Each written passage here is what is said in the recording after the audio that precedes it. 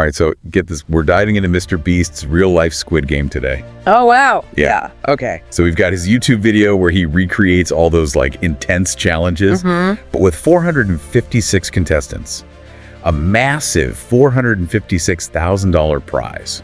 Wow. And get this, no deadly consequences. That's a big change. Right. Yeah. So it's really interesting how he takes like this dark, high-stakes concept and just flips it on its head. It really is. Instead of fighting for survival, players are competing for a life-changing amount of money. Yeah, and I'm really curious to see how these real people react, under pressure when the stakes are so high. Yeah. But not life or death. Yeah, it's like a giant social experiment. Totally. And speaking of pressure, that red light, green light set was massive. Oh, yeah. You could practically feel the tension as players were like inching forward trying to cross the line. I bet. And then he even added a yellow light to the mix just to keep everyone on edge. Oh, wow. And it definitely worked because over 100 people were eliminated right off the bat. Wow, that's a lot. Yeah.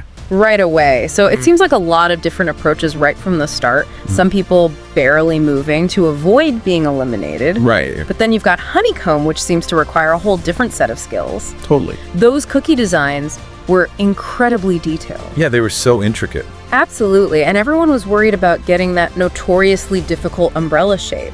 Oh, yeah. There's even a moment where a player jokes about using a lighter to melt someone else's cookie.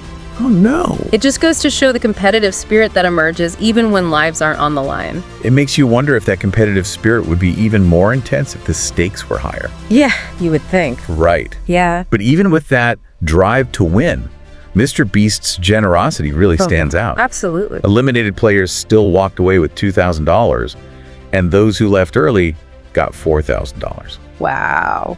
A far cry from the original Squid Game. That generosity definitely changes the dynamic. Yeah. It shifts the focus from pure survival to a more complex consideration of risk versus reward. Speaking of shifting dynamics, Tug of War was where things started to get really physical. Oh, yeah. I was on the edge of my seat when one of the teams actually broke the set during their struggle. Oh, wow. Yeah, it was intense. It really highlighted the raw physicality and determination these players brought to the game. You can tell they were giving it their all, even knowing that their lives weren't at stake. For sure, and it also emphasizes the importance of strategy, because we see players actively trying to recruit the strongest members for their teams. Totally. And it almost felt like an episode of this show, especially when the players who happen to be wearing numbers 067 and 456, just like the main characters from the show, Oh, wow. both survived this round. That's crazy. It's amazing how these seemingly random details can add to the drama. Yeah. But then things took a more emotional turn with marbles. Yeah, this is where the emotional stakes were at their highest. Oh, for sure. MrBeast paired players with their best friends, forcing them to compete against each other for a chance to stay in the game. Oh, that must have been heartbreaking. I know it really brought the human impact of competition into focus. Yeah, it's one thing to compete against strangers, but to go head-to-head with your best friend, Right. that's a whole different level of pressure. It makes you think about the complexities of friendship and competition and how they can sometimes clash. For sure. We saw a variety of approaches in this game, some sticking to classic marble games, while others came up with creative challenges like throwing marbles at targets. Yeah, it seemed like some players really struggled with having to go against their friends. Yeah. There's a moment where one player expresses sadness after winning against his friend, highlighting that this wasn't just a game for them. Exactly. It raises the question of how far you would go to win, even if it meant potentially damaging a close relationship. Right. And then, of course, there's the time pressure, which adds a whole other layer of complexity. Oh, yeah. Players only had a limited time to win, and this led to some risky decisions like betting all their marbles on a single coin flip. Oh, wow. Talk about pressure. Yeah. Speaking of games I'm not familiar with, can we talk about Ddakji? Sure. I have to admit, I needed a refresher on the rules of this one. Yeah, it's actually a traditional Korean game where players try to flip their opponent's paper tile by throwing their own tile at it. Huh? It requires a good deal of skill and precision to get the right angle and force. Wow. What I found particularly clever was how MrBeast integrated his sponsor Brawl Stars into the challenge. Oh, yeah. How do you do that? Players were required to shout "Thank you, Brawl Stars" before each throw. That's brilliant marketing. I know. I'm sure Brawl Stars got a lot of attention from that. Absolutely. But talk about adding to the pressure. Oh, yeah. Having to yell a sponsor's name right before a crucial throw. Must have Right. thrown some players off their game. Definitely. So how did this lead into the next challenge? Well, after Ddakji, the winners were assigned random numbers in Korean, Okay. which determined their order in the next challenge, the infamous glass bridge. That's such a clever way to keep the suspense going and ensure a random element of chance in the game. Absolutely. And the glass bridge did not disappoint in terms of drama. That set was visually stunning. It was a faithful recreation of the nerve-wracking bridge from the show, with players having to choose between two glass platforms, Right. knowing that one would shatter beneath their feet. The fear was palpable. I bet. You could practically feel the tension as they edged their way across. And this is where we really saw the impact of strategy, right? Oh, yeah. Alliances formed, betrayals happened. It was a real test of trust and judgment under pressure. Precisely. Some players opted to play it safe, carefully testing each panel before moving forward, while others took bigger risks, hoping to outpace their competitors. Right. But as the timer ticked down, the pressure mounted, and we saw some players make rash decisions out of desperation. It really highlights the psychological impact of time constraints. It's amazing how even the most level-headed person can make compulsive choices when they feel the pressure of a ticking clock. I know. And the ending of this round was pretty controversial, right? It was 4 players were technically still on the platform when the timer hit 0, which led to a debate about who actually survived. Wow. It raises interesting questions about how we define winning in such ambiguous circumstances. Right. But one thing's for sure, this was a game that pushed players to their limits, both physically and mentally. So after all that, you'd think the final game would be another intense physical challenge, Should right? we think so? But MrBeast threw a curveball and replaced the Squid Game's final game with something unexpected: musical chairs. Wow, really? Yeah. He explained that most of the contestants weren't familiar with the original game, but I have to wonder if there was a bit more to that decision. What do you mean? Maybe he wanted to inject a sense of lightheartedness after such a series of intense games. That's an interesting thought. Yeah. It definitely shifted the tone from like life or death struggle to something more playful. Right. Even though the stakes were still incredibly high. Oh. So tell me, how did this final showdown unfold? Well, as the music played and the shares disappeared one by one, the tension built with each elimination.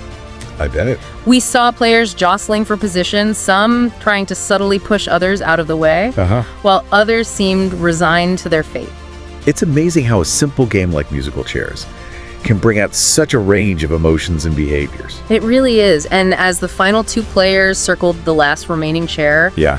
the suspense was almost unbearable. You could see the determination in their eyes, the desperate hope that they would be the one left standing when the music stopped. So who ended up winning this wild ride of a competition? You'll have to wait for the next part of our deep dive to find out. Oh, come on. But I can assure you the ending was full of surprises and will leave you with a lot to think about. Okay. I promise. I'm on the edge of my seat. I know you are. All right. Well, we'll be back soon with part 2 of this deep dive into MrBeast's real-life Squid Game. Stay tuned. It's fascinating how, a game as simple as musical chairs can suddenly become so intense when there's a life-changing amount of money on the line. Yeah, it really puts things into perspective, doesn't it? Sure. It makes you wonder if the players who, chose a more cautious strategy in the earlier games had an advantage in the end. That's a great point. Yeah. It highlights how, different approaches to risk and reward can play out in unpredictable ways. Right.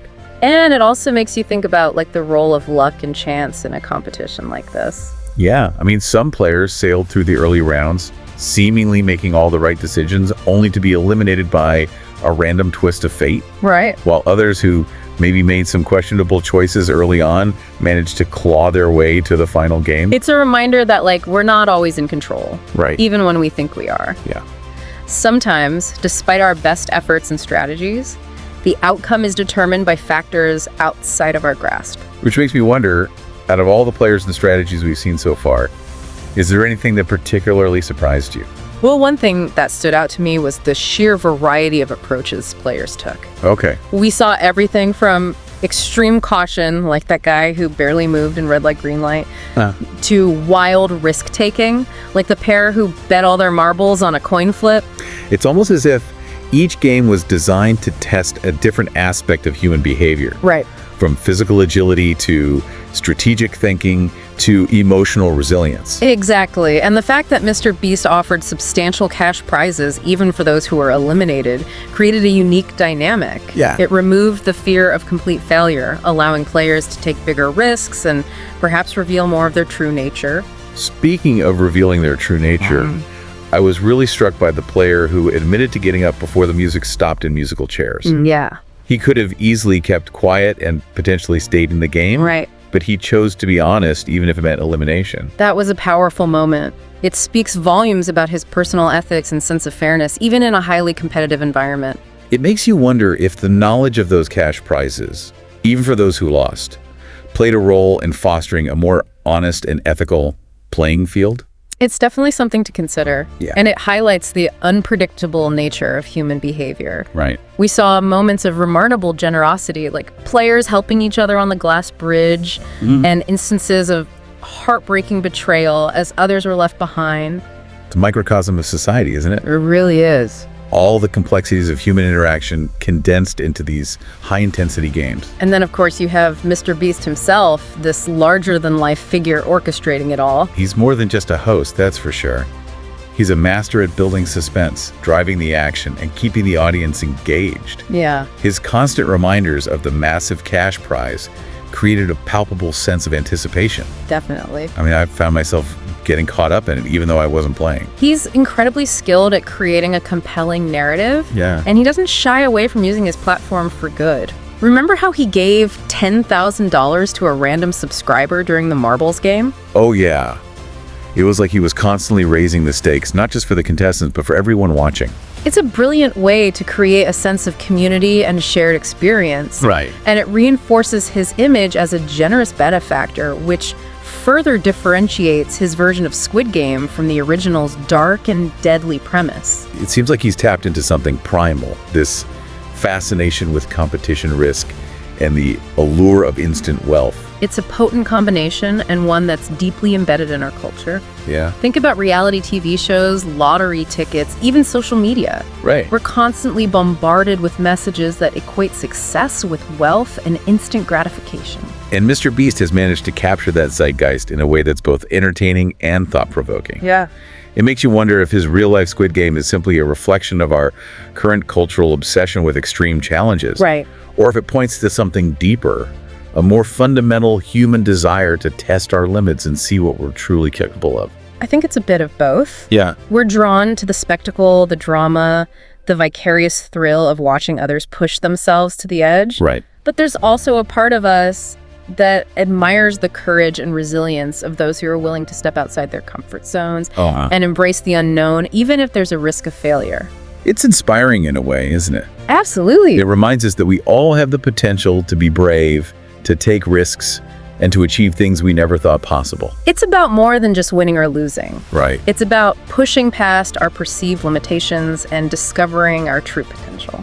So as we head into the final part of our deep dives, I'm curious to hear your thoughts on the overall impact of MrBeast's Squid Game experiment. Okay. What message do you think it sends both to the participants and to those of us watching from the sidelines? I think it sends a powerful message about the complexities of human behavior, the delicate balance between competition and cooperation, and the enduring strength of the human spirit. We've seen alliances form, strategies emerge, and hearts break, all within the confines of these carefully constructed games. But the real game, the one that continues long after the cameras stop rolling, is the one we all play in our own lives. The choices we make, the risks we take, and the ways we navigate the complex interplay of ambition, empathy, and the pursuit of our goals. You know, it's interesting to consider how the experience might have been different for the players compared to us as viewers. Oh, totally. We get to watch from the comfort of our own homes, knowing it's all just a game. Right. But for the players, it was their reality for those few hours. They were immersed in the competition, facing real pressure and making like split-second decisions with real consequences, even if those consequences were mostly financial. And speaking of consequences, Yeah. I'm so curious to know who ultimately won MrBeast's Squid Game and what their reaction was to taking home that grand prize. Well, in a surprising turn of events, the winner was actually someone who had flown under the radar for most of the competition. Really, someone who didn't stand out in the earlier rounds.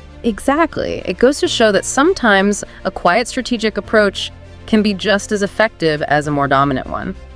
And it also reinforces that element of chance we talked about earlier. Even in the final round, there was an element of luck involved in who ended up closest to that last chair. So what was the winner's reaction? Were they overcome with emotion, or did they maintain that cool strategic demeanor?